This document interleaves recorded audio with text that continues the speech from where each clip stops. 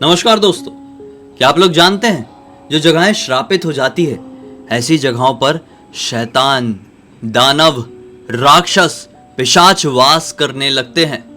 और फिर जो कोई भी इंसान ऐसी जगहों पर उंगली करने की कोशिश करता है ना, तो ऐसे दानव, राक्षस और पिशाच उस इंसान की उंगली ही तोड़ कर रख देते हैं, यानी उसकी जिंदगी में कोहराम मचा कर रख देते हैं। आज की भी एक कहानी कुछ इसी प्रकार की है, सच्ची घटना की सच्ची कहानी।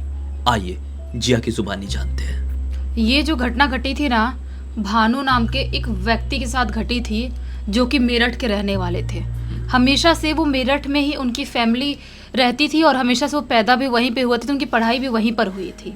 ये पढ़ाई लिखाई करने के बाद आर्कियोलॉजिकल फील्ड में साइंटिस्ट बन जाते हैं। आर्कियोलॉजिकल फील्ड मतलब पुरातत्व विभाग जैसा हो गया। हाँ। जैसा क्या वही हो गया जिसमें लोग रहकर पुरानी पुरानी चीजों के ऊपर खोजबीन करते हैं। ऐसी चीजें जो इतिहास के पन्नों में दफन हो चुकी थी उनके ऊपर रिसर्च करते हैं। हाँ, तो जब ये उस लेवल के साइंटिस्ट बनते हैं तो इनकी जो पोस्टिंग की जगह थी वो बेंगलुरु में होती है। तो वो पूरी फैमिली के साथ ये बेंगलुरु में शिफ्ट हो जाते हैं। उनके माता पिता, और जब उनकी शादी होती है, शादी होने के बाद भी उनकी पत्नी भी वहीं पर शिफ्ट हो जाती है। पूरी फैमिली आराम से वहाँ पे रहने लगती है। ये अपना काम भी करते थे, जो भी रिसर्च करना है, जो भी चीज़ें करना है, लैब में लेके जाना है, सब कुछ वो आराम से किया करते थे। वहाँ पर ना एक अय्यप्पन नाम का आदमी था जो इनकी ये सारी चीज़ों में बहुत हेल्प किया करता था। कोई भी चीज़ों की खोजबीन करनी है, कहीं पर भी जानी है, तो वो जो आदमी था वो इनके साथ जाता ही था। ऐसा वाला था, या तो कोई चीज़ वो कहीं से लेके आया है और फिर इनके पास लाता था। ये जो थे उस चीज़ के बारे में रिसर्च करवाते थे, अपने लैब में ले जाके खुद भी करते थे। ऐसा वाला था। तो इनकी ज़िंदगी में सब कुछ ठीक ठाक चल रहा था। एक दिन जो अय्यप्पन था वो ना कहीं से एक पुराने सा हथियार लेके आता है, जो कि पत्थर के हथियार होते थे ना पुराने ज़माने में, वैसा वाला कोई हथियार लेके आता है। उस चीज़ को इनको दिखाता है। ये बोलते हैं कि ये तो बहुत पुराना समझ में आ रहा है देख के, कम से कम ये 1800 के करीब का हथियार होगा, अभी का नहीं है, बहुत पुराना हथियार है। तुमको कहाँ से मिला ये?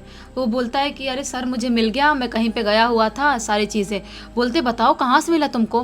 वो बताता है कि यहीं से बेंगलुरु से 160 किलोमीटर दूर एक गांव है छोटा सा, वहाँ से मैं ये चुरा के लाया हूँ।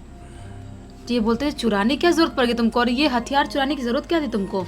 वो तो पत्थर के पुराने ज़माने के हैं जिसका यूज़ भी नहीं है अभी। अच्छा ठीक है, मैं इसको लैब में लेके जाता हूँ और इसके ऊपर रिसर्च करता हूँ कितने साल पुराना है, क्या क्या चीज़ें हैं इसके बारे में। तो रिसर्च करते हैं, सारे चीज़ों के बारे में पता चलता है कि इतने सन का है, ऐसा ऐसा है, सारी चीज़ों के बारे में। उसके बाद बोलते हैं कि जब उस जगह पर इतनी पुरानी चीज़ें मिल सकती हैं, ऐसे हथियार मिल सकते हैं, तो और भी बहुत सारी चीज़ें होंगी। तुम क्या मुझे वहाँ पर लेके चल सकते हो? अय्यप्पन बोलता है कि नहीं नहीं सर, आपको वहाँ पर लेके नहीं जा सकता मैं। ये बोलते हैं क्यों लेके नहीं जा सकते? वहाँ पर तो पुरानी चीज़ें होंगी और मेरे रिसर्च में काम आ सकती हैं पुरानी चीज़ें। ये बोलता है नहीं नहीं सर, वो जगह ना ठीक नहीं है। ये बोलते हैं क्यों ठीक नहीं है, क्या प्रॉब्लम उस जगह में?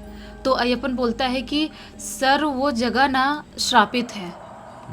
ये बोलते व्हाट नॉनसेंस, श्रापित क्या होता है ये बोलता है अय्यप्पन कि श्रापित मतलब कि वहाँ पे ना कोई भी अगर जाएगा ना वो ख़त्म हो जाएगा, उसकी ज़िंदगी बर्बाद हो जाएगी। वैसी कोई चीज़ होती है, वैसी जगहें भी होती हैं, बहुत सारी जगहें होती हैं वैसी।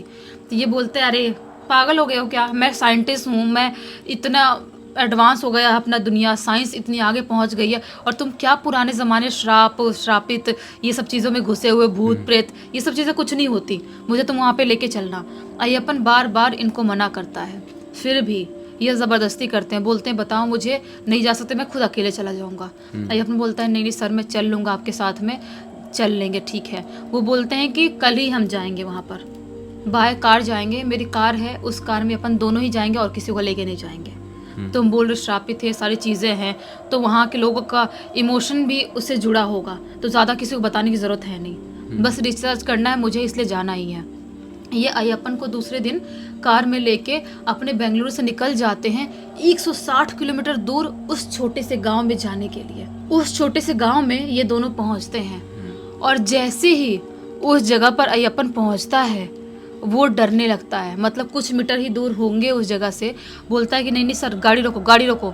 ये बोलते हैं क्या हो गया? बोलता है सर प्लीज़ गाड़ी रोक दो, उस हवेली के पास तो अपन नहीं जा सकते। ये बोलते हैं क्यों?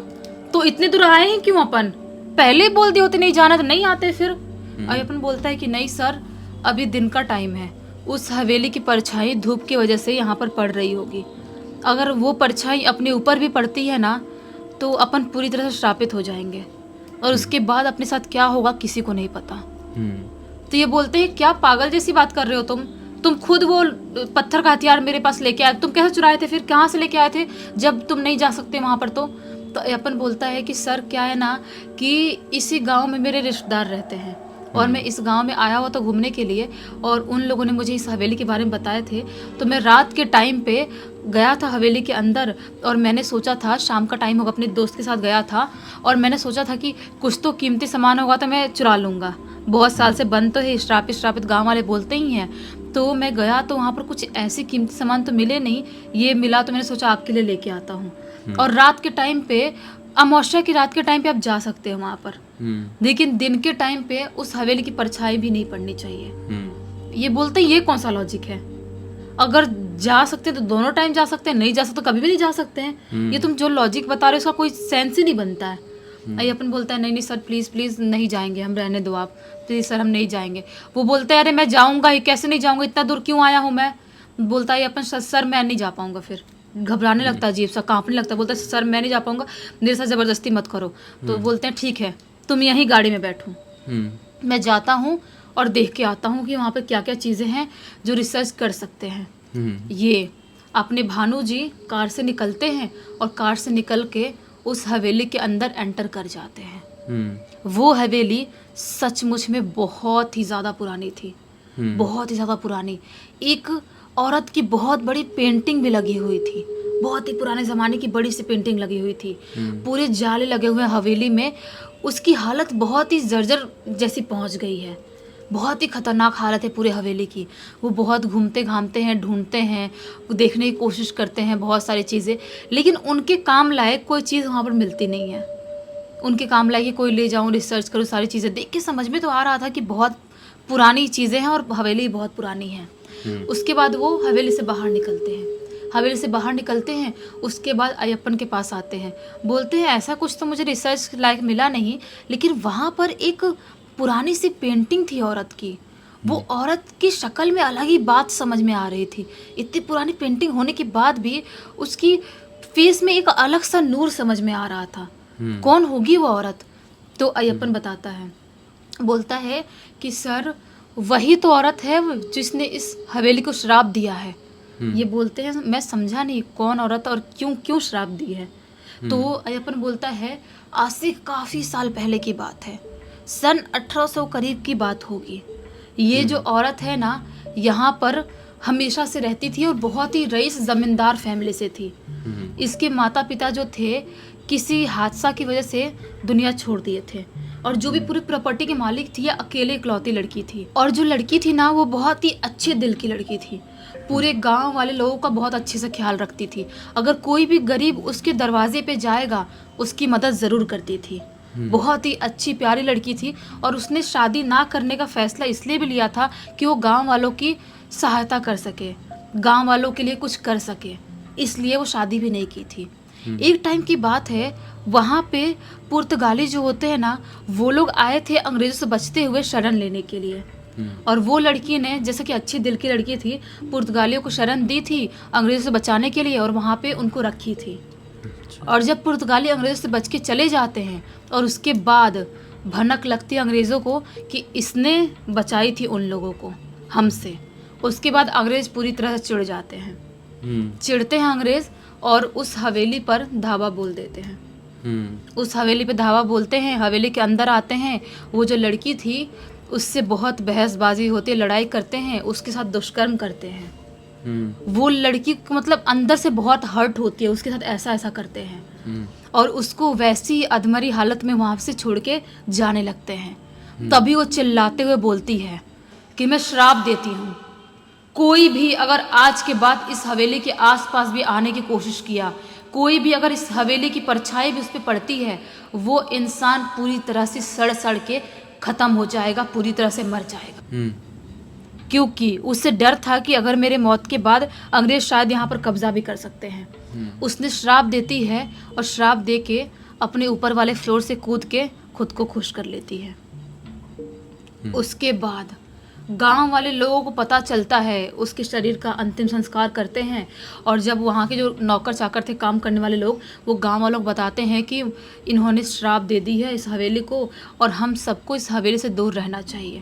गांव वाले लोग तो उस हवेली से दूर हो गए, लेकिन अंग्रेज़ उस हवेली में आए और वहाँ पर कब्जा करने की कोशिश भी करते थे। एक अंग्रेज़ जब वहाँ पर रहने के लिए आया, वो पहली ही रात की बात होगी, सोया था और सोया का सोया ही रह गया। सुबह सुबह जब लोग उसको देखने गए, उसकी मुंडी पूरी तरह से पीछे घूमी हुई थी और मुंह से पूरा खून निकला हुआ था। मतलब वो ख़त्म हो गया था। उसके बाद एक दो और अंग्रेज़ वहाँ पर रहने के लिए आए, उनके साथ भी सेम टू सेम वही चीज़ होती है। उसके बाद से अंग्रेज़ जो भूत प्रेत श्राप नहीं मानते थे, वो लोग भी माने और उस हवेली के पास आज तक किसी की जाने की या उसको हड़पने की हिम्मत नहीं हुई। वो हवेली अभी भी ऐसे ही पड़ी हुई है। ये सारी चीज़ें ना भानु जी सुनते हैं अयप्पन की, बोलते हैं कैसी बात कर रहे हो तुम, ऐसा कुछ नहीं हो सकता, ये श्राप राप ये सब चीज़ें कुछ नहीं होती, मैं भी तो गया था ना, मैं तो जिंदा वापस आ गई, मुझे तो कुछ भी नहीं हुआ है। अयप्पन बोलता है सर ऐसी बात मत करो, किसी श्राप के बारे में ऐसे मजाक नहीं उड़ाते हैं। श्राप मतलब श्राप होता ही है और पुराने ज़माने से चलता आ रहा है। भानु जी बोलते हैं हाँ ठीक है, तुम देख लेना, मैं गया था ना, वहाँ से घूम के भी आया ना, मुझे कुछ नहीं होगा, मुझे कुछ भी नहीं होगा, तुम भी यहीं हो मैं भी यहीं हूँ, चलो अब घर जाते हैं।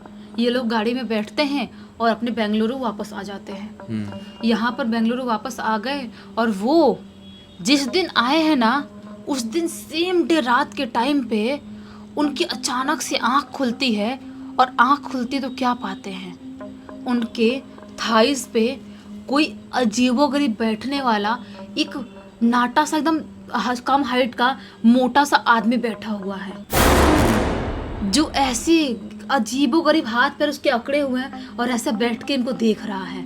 और उसका भार इतना तेज था, इतना ज़्यादा था कि उस भार को ये बर्दाश्त नहीं कर पा रहे हैं और ये हिलडुल भी नहीं पा रहे हैं। ये बहुत ज़्यादा घबरा जाते हैं, चीखने चिल्लाने की कोशिश भी करते हैं, लेकिन चीख चिल्ला नहीं पाते, कुछ भी नहीं कर पाते। बहुत हाथ पैर मारने के बाद अचानक से चीख कैसे उठते हैं तो इनको लगता है कि हो सकता है स्लीपिंग पैरालिसिस हुआ होगा। ये सारी चीज़ें मानते थे, स्लीपिंग पैरालिसिस जैसी चीज़ है, लेकिन भूत प्रेत नहीं मानते थे। उनकी पत्नी भी उठती है, जब हड़बड़ी होती है तो पूछती है क्या हुआ, आप ऐसा क्यों कर रहे हो। बोलते हैं कुछ नहीं, कुछ बुरा सपना देखा था। उसके बाद वो वापस से सो जाते हैं। वापस से रात के तकरीबन 2 बजे का टाइम हो रहा होगा। रात के तकरीबन 2 बजे के टाइम पे क्या इनको एक सपना आता है कि वही राक्षस जैसा दिखने वाला इंसान, बौना सन्नाटा सा है, वो इंसान इनके यहाँ पर सीने पे बैठा हुआ है और इनकी मुंडी को ऐसे मरोड़ दिया है और इनके पीछे यहाँ पर पीठ पे ऐसा जोर से नाखून मारा है और इतने जोर से नाखून मारा है कि उनकी चीख निकल जाती है और उस चीख के साथ इनकी आंख भी खुलती है। यानी कि ये सपना था। ये घबराते हुए उठते हैं और जैसे ही उठते हैं इनको अपनी पीठ की तरफ गीला गीला महसूस होता है और बहुत ही ज़्यादा अनकंट्रोल्ड दर्द उनको महसूस होता है, जैसे कि उनकी जान निकल जाएगी, जलने वाला अजीब सा दर्द महसूस होता है। वैसे घबराते उठते हैं और ऐसे अपना हाथ पीछे तरफ करते हैं और हाथ ऐसे आगे लाते हैं, देखते तो क्या पाते हैं, उनके हाथ में पूरा खून ही खून फैला हुआ है। वो फटाक से लाइट ऑन करते हैं, पहले तो नाइट बल्ब जल रही थी, लाइट ऑन करते हैं और उनकी वाइफ भी जाग जाती है। लाइट ऑन करने से बोलती है क्या हुआ क्या हुआ। वो अपने पत्नी को अपना पीठ दिखाते हैं। उनकी पत्नी पाती है लिटरली उनके पीठ में ऐसे नाखून मारने के इतने लंबे निशान हैं, जैसे कोई जानवर ने मारा हो। हाँ वैसे निशान। ये घबरा जाती, बोलती है कि क्या हुआ, कि ये कैसे हो गया, कौन से जानवर ने नाखून मार दिया, कोई बिल्ली उल्ली तो नहीं आई थी। ये बोलते हैं कि मैंने ऐसा ऐसा सपना देखा और उसके बाद मेरे साथ उठा तो वैसा ही मुझे दिखा जैसा कि सपने मुझे मारा था। इनकी पत्नी समझ जाती है कि कुछ ना कुछ गड़बड़ है। इनकी जो पत्नी थी वो और इनकी माँ सुबह सुबह, जब सुबह का टाइम होता है, रात भर नहीं सो पाते हैं ये लोग, वहाँ पे दवाई लगा रहे हैं, खून रुक नहीं रहा है, बहुत रोकने के बाद खून रुकता है। बोलते हैं कि हम किसी तांत्रिक बाबा बुलाएंगे, क्योंकि ये जो प्रॉब्लम है नॉर्मल प्रॉब्लम नहीं है, ये कोई भूतिया प्रॉब्लम है। ये लोग एक तांत्रिक बाबा को घर पे बुलाते हैं। तांत्रिक बाबा घर पे आते से ही क्या बोलते हैं, इस इंसान को श्राप लगा है और उस श्राप से कोई भी इंसान नहीं बच सकता। अगर नॉर्मल भूत प्रेत कोई भी चीज़ जकड़ी होती, ऐसे चुटकी में उसको गायब कर सकता था, लेकिन उस श्राप की वजह से बहुत ही भयानक दानव चिपट गया है इससे, बहुत ही भयानक। और वो दानव नॉर्मल नहीं है, बहुत सालों से श्राप की वजह से उस जगह पर रह रहा था। ये कोई तो ऐसी जगह पर गया था जहाँ से श्राप लगा है। ये बोलते हैं कि हाँ, मैं एक हवेली में गया था, वो हवेली श्रापित थी, ऐसा कुछ था। तो बाबा जी बोलते हैं कि एक तो ये इंसान भूत प्रेतों को नहीं मानता है और अंदर से बहुत स्ट्रांग है, और वैसी शक्तियाँ अगर वैसे स्ट्रांग इंसान के शरीर पे आ जाए इतनी आसानी से नहीं छोड़ती, क्योंकि उनको स्ट्रांग इंसान ज़्यादा पसंद होते हैं। तो बाबा जी बोलते हैं कि आने वाले 2 दिन बाद पूर्णिमा की रात है, उस रात तक अगर ये बंदा ठीक हो गया तो बच जाएगा, अगर नहीं ठीक हुआ तो इसको मैं क्या, भगवान भी नहीं बचा सकते। ऐसा तांत्रिक बाबा बोलते हैं। और ऐसे ऐसे भानु के बाल में से खींच के एक बाल निकालते हैं और यहाँ से थोड़ा खून निकाल के एक इतने बड़े कपड़े में बांध के लेके जाते हैं। बोलते हैं मैं ये सिद्धियाँ करूँगा और मैं पूजा पाठ करके इसको ठीक करने की पूरी कोशिश करूँगा, ये मैं अपनी जगह पर ही कर सकता हूँ। वो तांत्रिक बाबा लेके चले जाते हैं। जिस दिन तांत्रिक बाबा ये लेके इसका गए थे सैंपल इसकी चीज़ों का, उस दिन से भानु को अपने घर पे भागते हुए, खेलते हुए, कूदते हुए वही दानव हर जगह दिखाई देने लगा था।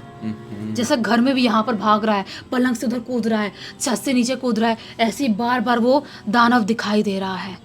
रात के टाइम पे भी अजीब वगैरह सपने आ रहे हैं, वो दानव इनको मारने की कोशिश कर रहा है, इनको अजीब वगैरह प्रताड़ित कर रहा है।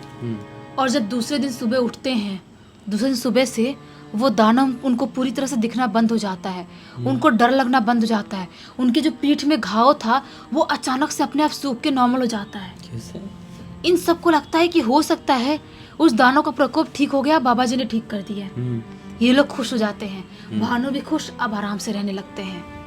अब आती है सीधे 2 दिन बाद पूर्णिमा की रात। पूर्णिमा की रात में भानु अपनी पत्नी के साथ आराम से अपने बिस्तर पे सो रहे थे। आधी रात के टाइम पे अचानक से भानु की पत्नी की आंख खुलती है, शायद वॉशरूम जाने के लिए आंख खुली थी, और वो अपने पति को देख के पूरी तरह से शॉक्ड हो जाती है, क्योंकि उनके पति की आंख पूरी तरह से बाहर निकली हुई थी। बाहर निकली हुई थी? पूरी तरह से बाहर यहाँ लटक रही थी। उनके जो मुंडी है ना, ये हिस्सा ऐसे पीछे घुमा हुआ था, उनके हाथ पैर पूरी तरह से मुड़े हुए थे।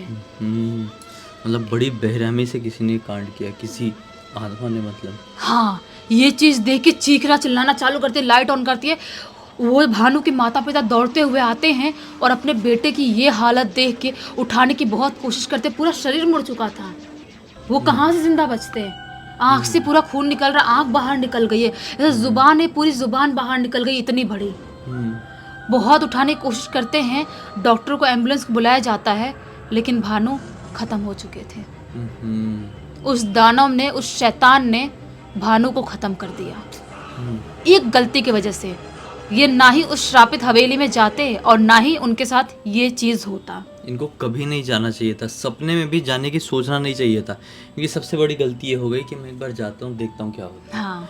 इस पूरी घटना की जानकारी किसके थ्रू मिली? और आशुतोष नाम का लड़का है, उसके एक फ्रेंड है, उस फ्रेंड के ही मामा थे ये भानु। अच्छा, मतलब ऐसे वाया करके कहानी हाँ। पहुंची है। लेकिन बहुत अच्छा हो गया कि ये कहानी हम तक पहुंची, क्योंकि आज की कहानी के जरिए हम सभी लोगों को ये सीख दे पाए कि भाई अगर कोई जगह को किसी ने हॉन्टेड जगह बोल दिया है तो किसी भी कंडीशन में उस जगह के आसपास मत जाओ, उस जगह को इग्नोर करो, आगे बढ़ जाओ। बहुत दुनिया है घूमने फिरने एंजॉय करने के लिए, ऐसी जगह पर कभी हरकतें मत करो। खैर, अब इसी एक नोट के साथ इस कहानी का अंत करते हैं। अब तक इस वीडियो को देख लिए हैं तो लाइक जरूर कर देना, चैनल को सब्सक्राइब करके बेल आइकन दबा के ऑल के ऑप्शन में क्लिक करना, क्योंकि इसी तरह के हैरान कर देने वाले खौफनाक वीडियोस डेली आप लोगों के सामने लेके आते रहते हैं। इंस्टाग्राम के लिंक इस वीडियो के डिस्क्रिप्शन बॉक्स में जाकर क्लिक करके डायरेक्टली वहाँ पर पहुंच जाना, और इसी तरह की कोई भी कहानी, टॉपिक या जानकारी आप लोगों के पास भी है तो लिख भेजना। हो सकता है मेरा अगला वीडियो कल आपके हिसाब से बन रहा हो। तो चलिए कल फिर से मिलते हैं, तब तक के लिए बहुत बहुत धन्यवाद। आपका दिन शुभ।